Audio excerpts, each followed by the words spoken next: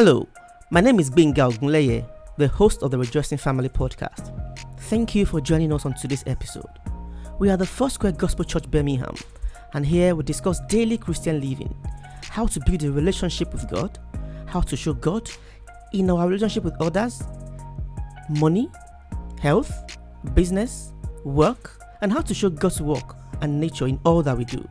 Please listen, follow, share, comment, and ask us questions via our Instagram page at trf.podcast. God bless you.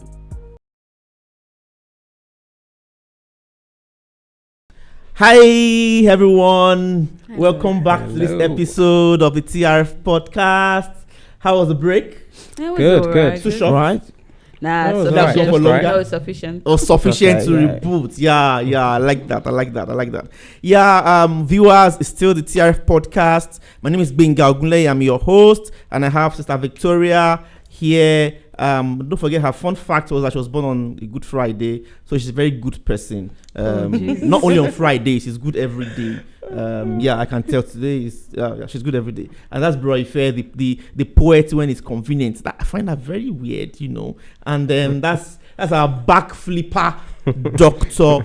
Victor Adeyera. Welcome, guys. Good to see you again. Thank you. Good to see you. So let's get going again. It's still our series on how to build healthy Christian relationships.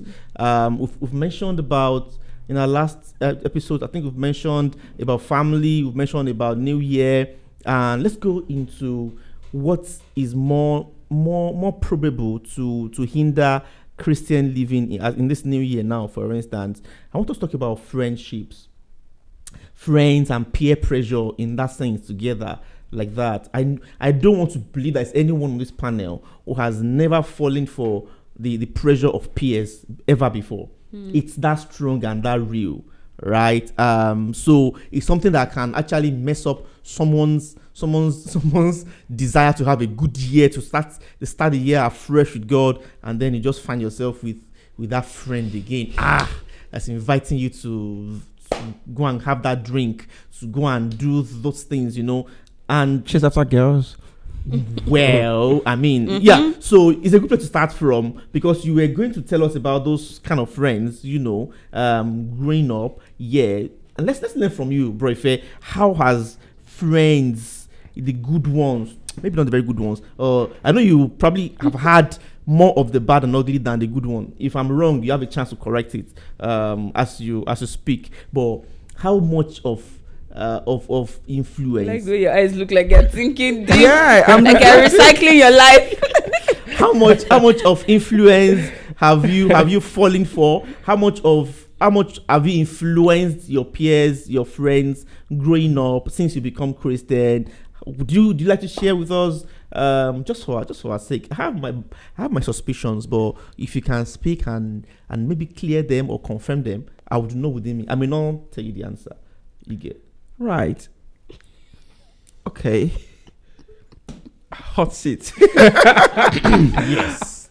Basically, every one of us at some point in life, excuse me, we must have experienced peer pressure.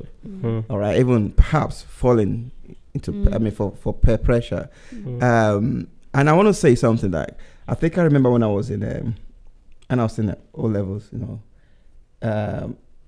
biology, talking about Charles Darwin. Like, everyone has got this trait in them. It's just, it might be dormant. It just waited for the environment to actually necessitate the growth. Then that you can exhibit. You can let Victor confirm that one, because he's an expert, so that we don't mislead the viewers. Yeah. Speaking facts. Okay. So go ahead. It is biology anyway. But what I'm trying to say necessitates. Okay. And again, I'm not going to answer your questions directly, but I will just give you some instances. I'm not surprised. Even when Cain killed Abel, right? He knew that what he did was wrong.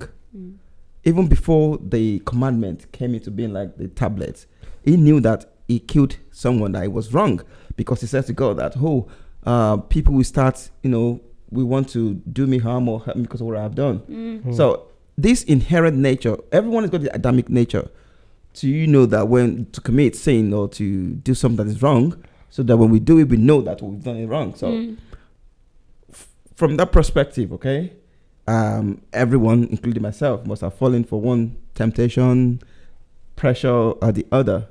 Okay, but what I want us to understand is the fact that we cannot give what we do not have. All right. I believe that we need to actually discover ourselves first. We need to develop ourselves. We need to be strong. We need to know our values.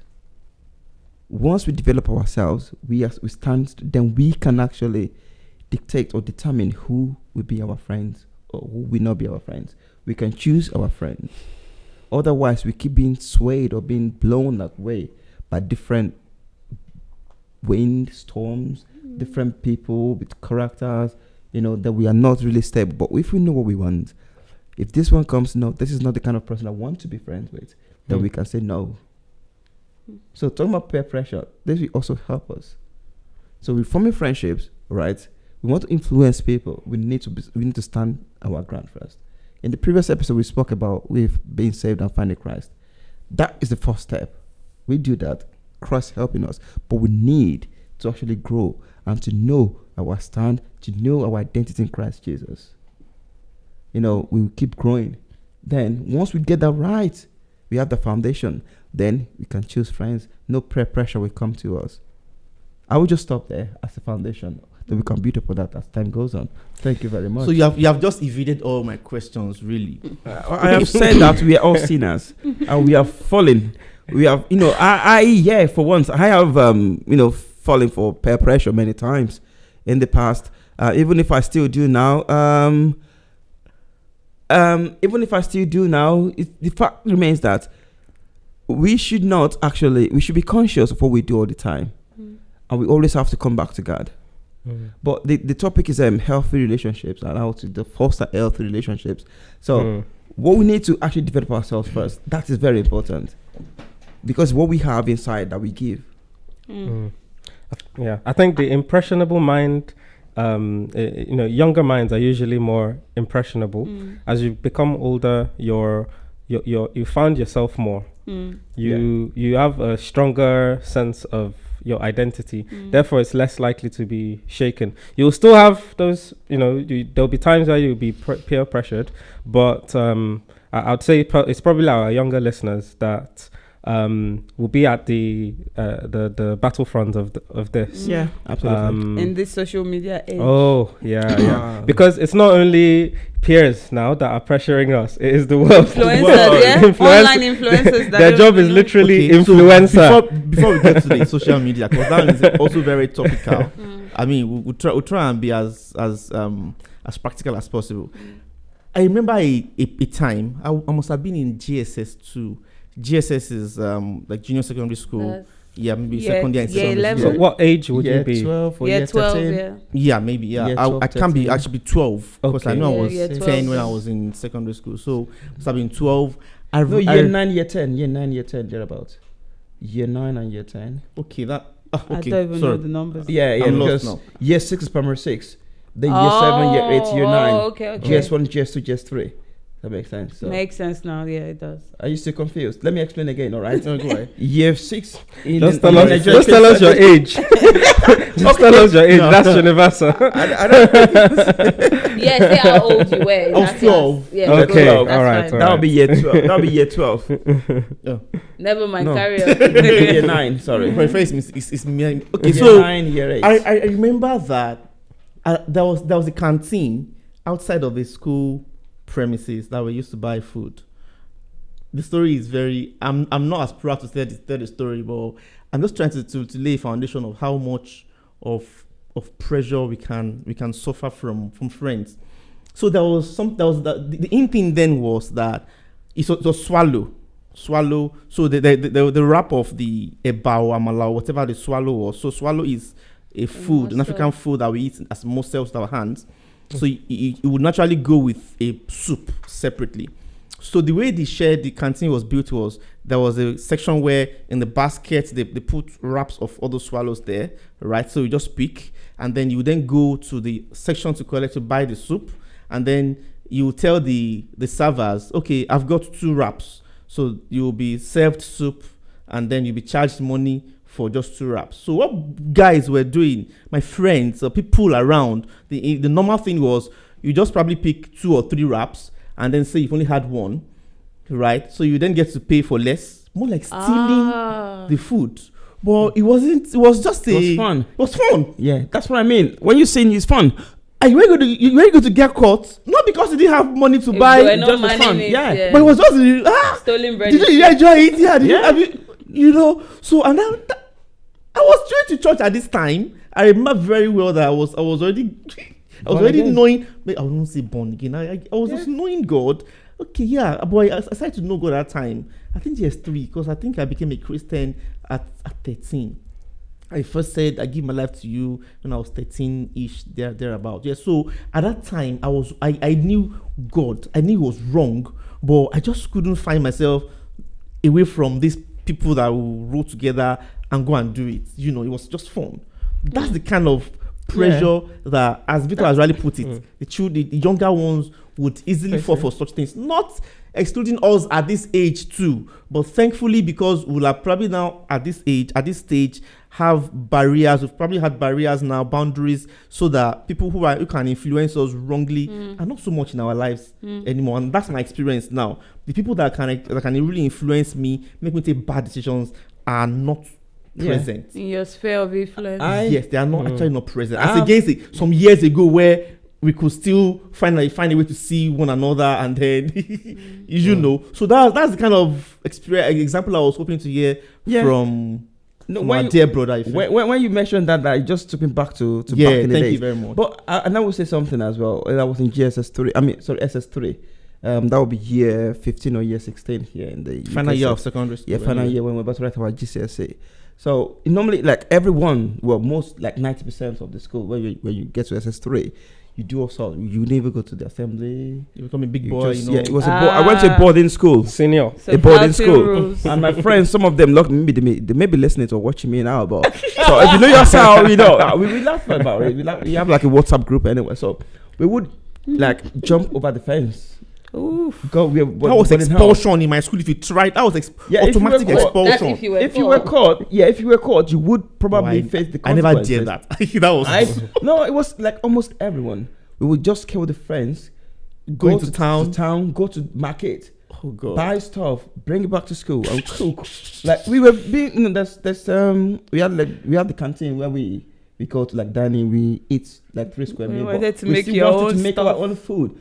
Even though maybe the food they were giving us them back, they were not really that quality and good. No, but in house. It was the assurance that what you were cooking was even better. So they were cooking it, and it was fun. Really, it was really fun. It's We the loved thrill. it. I think it was about the thrill. thrill, not really the food. However, in that same situation, at that time, some of my colleagues, my mates, they were born again Christians. They didn't do any of such. Oh wow. They stood their ground. Yeah, some managed not still to. friends. You will know them. I don't want to mention them. And they didn't come share to from the this church. food when you cook the food. They didn't say, no, can I have a bite? saying. Like someone came to give us a lecture in the church. One of them. Yeah, I think I know that person. You will know. So that group. I celebrate you if you are watching this. Yeah, but they stood at their a ground. young age. At a young Yeah. age. That's beautiful. They stood their ground. They would meet. They would fellowship. I would just go to the fellowship once in a while, maybe once in every time. Thank But God I'm for just saying, Jesus. I was doing those things, but there are still some other people. Like that's when the Bible talks about the remnants. There will always be people that God will separate for His own work. So they will be there. So they will not fall for peer pressure. Does that make sense? So while I was doing all those things, and now that grace is yeah. So I'm just trying to say that if you think like if you being faced with peer pressure at the moment, just know that there are people that are also maybe they're not actually falling for such. They're maintaining their ground. They're not following the crowd. They just stand, on Christ. And they're not doing that thing. So you need to think twice. I'm just saying this, generally. If you think that someone is pressuring you to do something, know that you can do it. I mean, you don't necessarily, you can actually live without falling for that pressure, and you will survive it. It's just a phase. So falling for peer pressure, it always doesn't end well. I'll tell you the truth. Some throughout their life, they still have to battle with that kind of behavior, attitude, hobby, whatever. The consequences Some for consequences forever. Yeah. Forever. Some will, or some won't. So just know that if you want to do something, just be convinced that you want to, not somebody pressuring you to doing it. That's what I would say. I remember I was coming to church this morning. I was talking to some of the people that there are some peer pressure that may be good. Not all of them are bad. They may just want to reflect to do something good. Positive. But you just, if you go, just make sure you are convinced within yourself. And that's what I said earlier on. You need to find yourself. You need to know what you're standing on, your identity in Christ. So feel convinced, then do whatever you need to do. Not that because someone is pressuring you to doing it. I would what Grafia just said now about when you are confident of your identity in Christ. The Bible does say iron sharpeneth iron. So if you are so if you're iron yourself, I mean if you're wood, iron will cut you, Break you. Completely. So, and goes to show, just as he was saying that there would always be people. For example, I remember my older brother saying when he was in uni, someone was speaking to him and said, how come you stay a virgin in university? And unfortunately, it's even getting worse now. Like, people can't even be done with secondary school, with high school, before people with O levels. You're in college. People are judging you for being a virgin. That's okay. And people feel ashamed to own up that they are virgins. They've not even done anything bad. Why should they be ashamed? Do you understand? Like, so the world is shaming you for being a normal person, as though what they're doing is the good stuff. You're doing good stuff and people are shaming you for it. Oh, I've never drunk in my life. So what? I've never been drunk. People are shaming you and saying you've not had a fun life. I remember someone telling me in my former workplace when they said, well, they were out for a work Christmas party, and I was ordering normal drinks, and they're like, oh, you don't drink? I said no. And then, not like I've not tasted alcohol before, I have, but I have no interest in it. And then they said, oh, so you've never been drunk before? I said no. He said, oh, but that's the fun stuff. I was like, no, I have so much fun in my life, I don't need to be drunk to have fun. Have you heard of the joy in the Holy Ghost? There's so much fun elsewhere, even in normal, lovely activities of life. So people would make you, so the peer pressure is strong, I understand, but when we allow God to, it all starts from the beginning. Like, am I myself having a right relationship with God? If I'm having a strong relationship with God, it would affect the people I want to be friends with, and then how they affect my life. Because I would say I was never a cool kid, in quotes. Yeah.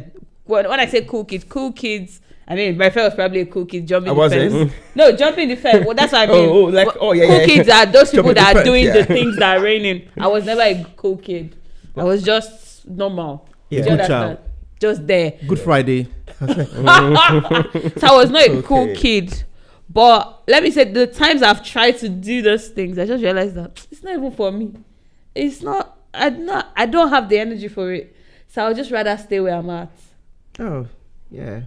I was just telling my wife a few days ago. Okay. Like, I'm already this old. We should invite her to this podcast. And I've not done a few. I was mentioning a few things. This is what I had mentioned. Yeah. What's the point, though? I've not puffed a cigarette in my life. I've not had a feeling of weed. But you don't have lung cancer now, do you? But people have gone through these things, and I wish I was just telling myself that, what if I just done these things? So do you also want to try? Bucket? Have you also killed someone before? Do you want to try? No, that's so do you get, there are many things we would never try. They're probably unnecessary.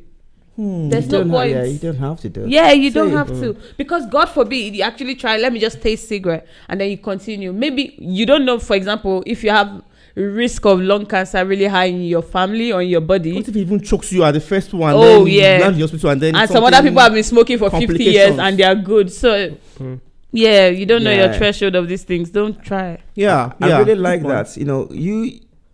Some people may do something like 100 years. And get away with it. And you just do it once. And that's it. It Yeah. That's doesn't life. be a portion, really. It's life. very scary. Like, until we start getting to know all these things, that we know that we are not built like other people. We are just ourselves. I just agree. you. Just you on your own, Sorry, I need to say something what you just said. Speaking of peer pressure, it was one day we had maths class. I used to love maths.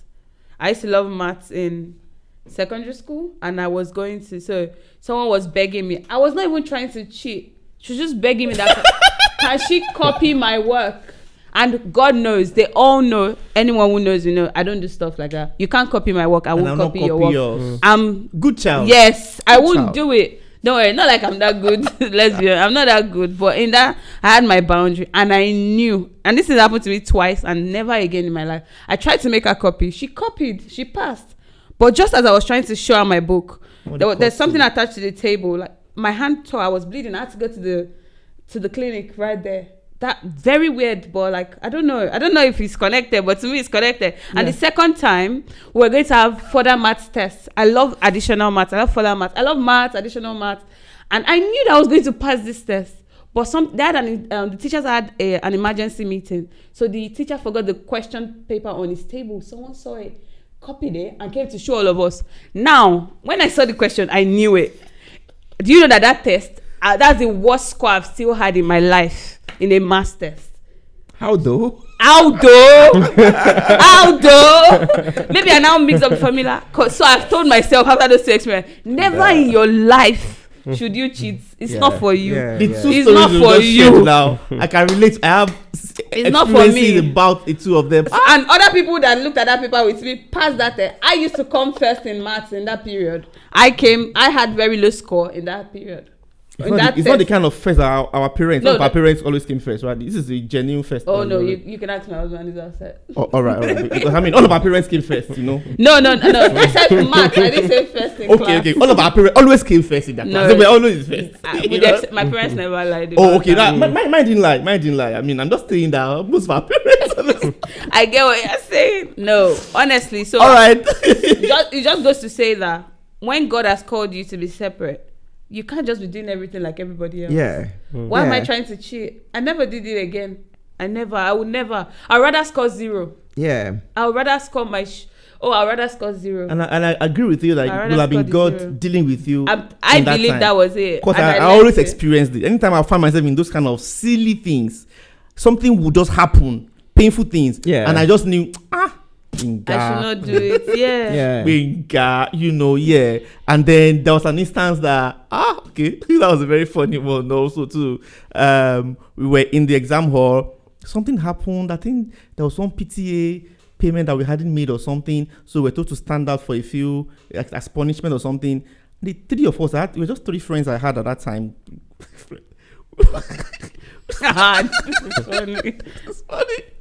It was Frank Hood. It was business. It was Frank Hood. Accounting. It was an accounting exam. Okay. So the question was set on Frank Hood. Immediately we came out, the 3 of us knew that we know this question in that book. Okay, we're 3. One of you go and get the book. So somebody smuggled the textbook. We looked at it. So we tried to cram the steps. Balance shit. We got back into the exam when they released us to sit down. I forgot everything I crammed. Yeah. I looked back at my friend. And they were writing. I forgot also they were wearing black. Oh wow. So funny that if I had not seen that thing, I would have probably been able to answer this question. Be creative enough to produce it. But you see, so it's not for us as children of God to find ourselves in those unchristianly situations. We shouldn't be cheating, we shouldn't be lying, we shouldn't be involved in those kind of things. And God will help us not to get bogged down with peer pressure. Then let's just quickly jump at social media. Social media, while you are in a new year trying to build something it's wild. It's wild because the things that you don't even solicit for, as you are just scrolling, get on your page. Yeah, algorithms. Yeah. It just pops up. It just starts or something. Just. Yeah. What's it called now? Is that micro targeting or something like that? Your cookies doing the work. Yes, through the cookies. Yeah, it's the algorithms. They learn what you like, what you click, where you scroll, where you watch. Your preferences. What you said, what you even heard passing by. And they bombard you with them. And many of them are not what you are proud of as a child of God to be following, to be reading. Do you get? So do you think that I should close up my social media accounts in this new year as I want to be better Christian? I tell you what, my wife actually, she forgo iPhone. I can't do that for a long period of time. And I was asking her, "Where's your iPhone? Where is it?" She said, "Well, she was using one small Samsung." So she said she did that because of social media. So you can actually separate yourself. It takes discipline. Just throw it away for a while. That's extreme. I did not It is forgo my extreme. phone. That's what I'm saying. That but I just couldn't logged do that. Yeah. But she did. That I'm makes saying it because I know it's a live example. So I know. But I can't do it. But she did it. But you know, even What if you don't give away your phone, like I've locked for like a few months last year, and even this year for the first 2 weeks. Today is what, the 14th. I've literally just gone to Instagram today for the first time this year. Wow. Let's celebrate a small win. No. Not because of anything, but because I realized that what made me join Instagram in the first place was I was creating useful content to put on there. But for a few, I wasn't creating, I was just consuming, and not necessarily what I want to consume. I'm like, nah, I'm not doing that with my time and my life. I'd rather go to bed earlier than be pressing my Instagram. So I just, once I just put my phone on focus mode, I just click on those apps that I don't actually need in my daily life, and I just leave it on there. It was something, I had to go check for something that made me go on there today. But when I have something to put useful on there, then I'll go back on there. So you're sounding like you have to be the one to be deliberate. I have to be honest to myself, disciplined, and make. Before I used to realize, what made me start that thing was one time in my life, because I did arts in uni. I'm in the creative sector, and I saw that I was always living on Pinterest. There's a lot of creativity on Pinterest, but the Holy Spirit was telling me, you're looking so much that you're not doing. So I'm consuming, but I'm not creating.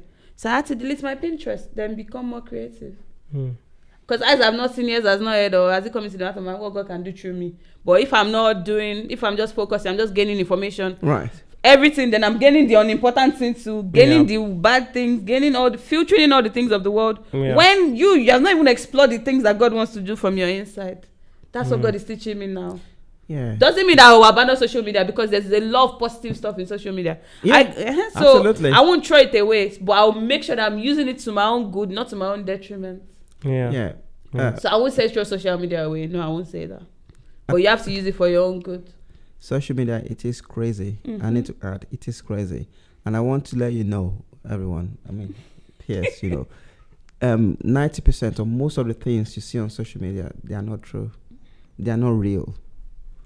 You could see influencers. It's a different world. Falsifications, embellishments. Yeah. Exactly. Yeah. So you see someone, an influencer, like, saying, oh, I use this cream. And they want to be like that person. And because of this, so many people... Is that person not beautiful? That's another story entirely. But then, what I'm trying to say is this. Everyone is beautifully made. You don't need... You are beautifully made, But there's beautiful, more beautiful, so most beautiful. They do all those, filter, pancakes, makeup. They don't call it pancake.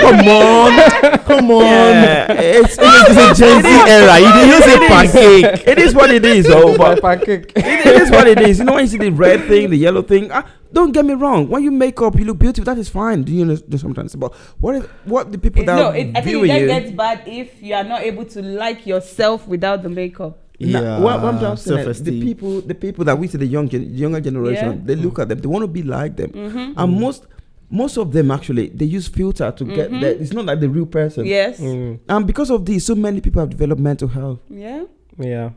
And then they start getting pressure from like online abuse, like, oh, you're ugly, and because they do not know their identity in Christ Jesus, they do not know who they really are, and they fall for that, and they start getting depressed.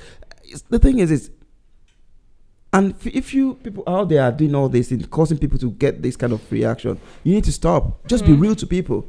Be who you are. People will love you for who you are. No, really. And if you fall the victim of that, just know that all these things are not real. They are not real. Yeah. Coming from brother, it's all to get likes. Yeah, it's all to get likes. Yeah. So many people are making money because of you viewing their page. That's what they want. At the detriment of somebody else's life. People have taken they've done so many despicable things to themselves because of that, really. So you stop, right? And stop pressuring these people. I just can't even stop you from saying that, because you're making a lot of sense. It's very serious because we face these kind of things in the world, like. And one other thing to mention is that a lot of things that the world will promote, or even these algorithms that they've programmed them to promote, is things that are usually on the extreme side of what is normal. So, for instance, for instance, you want to go to the gym more or whatever. Now you're watching gym videos online. You're right. So now the algorithms will learn this, and then they'll be pumping, all these gym fanatics, not the normal everyday life. Not the normal everyday, I go 2-3 times a week. The recommended is 30 minutes 5 times a week, or 1 hour 3 times a week. But there'll be people now who will be on the 4 hours a day. They'll be on the extreme end of these things, and the things that tend to go viral are the things that will capture people's attention. Pretty much. So and it's a job now these days, and the job is literally called an influencer. So just think back. I think we mentioned it already. It's all about not throwing the social media away, but to be deliberate. How much time am I spending on here? Can I do without this? Is this something that I'm putting above my relationship with Christ? And okay, I have all these people that I like to watch or listen to. They are influencers. I'm allowing them to influence me positively or negatively. Now that's where you need to think about and follow the right people. Am I consuming the right things for my spirit? So guys, if you are looking for anyone to follow on social media, follow the TRF podcast. We are influencing you the only way, the way of God, and that's all we're doing, helping you to develop and have a better daily Christian living. That's where we'll end this episode and go for another break. When we come back, we'll be rounding off on the series of building healthy Christian relations and relationships in this 2024. Thank you once again for your valuable, or rather invaluable insight on this topic. Thank you very much. From Benga, Sister Victoria, Brother Ife, Brother Victoria. Bye bye for now. Brother Victoria. Okay, I get